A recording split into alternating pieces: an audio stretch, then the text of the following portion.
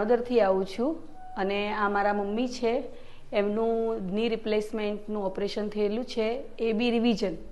અને એમને અમુક વર્ષો પહેલાં એમને ઓપરેશન પહેલાં કરાયેલું જ હતું, પણ એમને ઇન્ફેક્શન ને એ બધા પ્રોબ્લેમના કારણે ફરી પાછું અમારે સર્જરી કરાવવાની જરૂર પડી.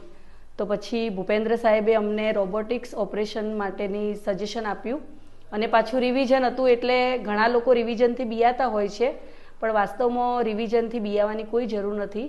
અમે રિવિઝન માટે અમે તૈયારી બતાવી અને એમાં મમ્મીનું ઓપરેશન અમે કરાવી દીધું ને, તો એમાં બી અમારે રિવિઝનમાં અમને 2 સ્ટેપમાં ઓપરેશન કરવું પડ્યું. તો ફર્સ્ટ ટાઈમ એમને મહિનો 1.5 મહિના જેવું જે સિમેન્ટ બ્લોક મૂકી અને ઓપરેશન કરે છે એ ઓપરેશન કર્યું. એના પછી રિકવરી આવ્યા પછી એમણે રોબોટિક્સ ઓપરેશન કર્યું અને એમાંય હજુ અમારે 14 દિવસ જ થયા છે, પણ મારા મમ્મી જાતે ઘરનું છેલ્લા 2-3 દિવસથી તો રસોઈ બી બનાવે છે અને જાતે ઘરમાં હરીફરી શકે છે.